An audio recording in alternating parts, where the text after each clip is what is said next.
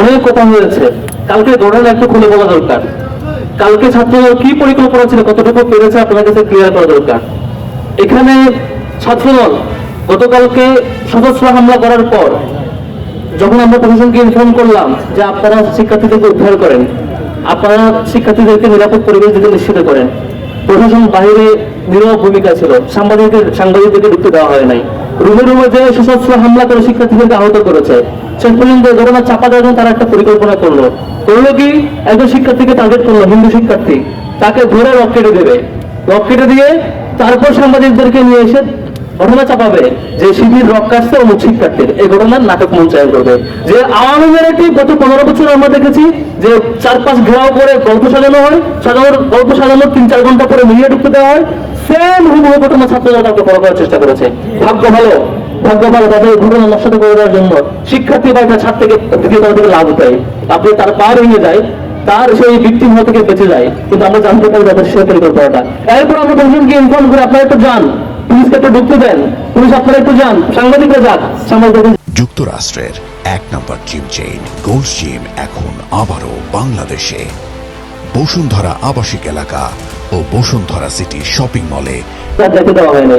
পুরো নাটক মঞ্চস্থ করার পরে সব রুমে রুমে যে কম্পিউটার, ল্যাপটপ, টাকা সব লুটপাট করার পরে এরপর প্রশাসন ভিতরে ঢুকলো। তখন ঢুকে লাভ কি আপনাদের?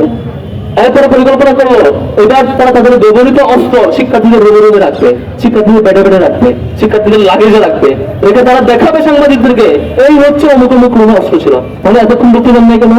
কেন 3-4 ঘন্টা বন্ধ ছিল? কেন তাদের উপর আক্রমণ করার পর টানা সাংবাদিক এবং পুলিশের চারপাশে ঘেরাও ছিল, দাঁড়িয়ে ছিল, তাদেরকে ঢুকতে দেন নাই? এই যে তারেক রহমান ক্ষমতা আসার পরে মিষ্টি মিষ্টি আলাপ দিচ্ছেন, সুন্দর সুন্দর কথা বলছেন, রাকিব ভাই দেখা হলে বলেন যে আমরা এখন ভালো রাজনীতি ফলো করার চেষ্টা করছি, তাহলে এই যে আবার ছাত্রলীগ দায়িত্ব ফলো করছেন, আবার ছাত্রলীগ আওয়ামী কায়দার রাজনীতি ফলো করছেন, একটু সতর্ক হয়ে যান ভাই। আপনাদের সামনে 15 বছর আন্দোলন করছেন, আপনাদের সবকিছু আমরা জানি, আপনারা এর আগে কেমন ছিলেন, আমরা জানি আপনারা কেমন করে সন্ত্রাসী আচরণ করেন, এবং এমন সন্ত্রাসীকে কেমন করে প্রতিহত করতে হয় সেটাও আমরা জানি। ভুলে যাবেন না ছাত্রলীগ আওয়ামী লীগ যখন ফেসিবাদের রুলে ছিল, সব প্রশাসন তার হাতে ছিল।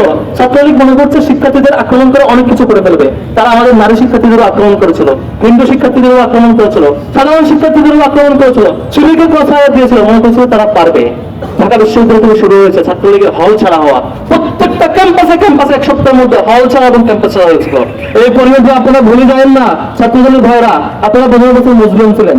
আবার যদি জালেম হইতে চান, ছাত্রলীগ ঠিক যে কায়দায় শিক্ষার্থীদের তোপের মুখে পড়ে ক্যাম্পাস ছাড়া হয়েছে, আপনাদের তার চেয়ে ভয়াবহ পরিণতি ভোগ করতে হইতে পারে। আপনারা সতর্ক হয়ে যান।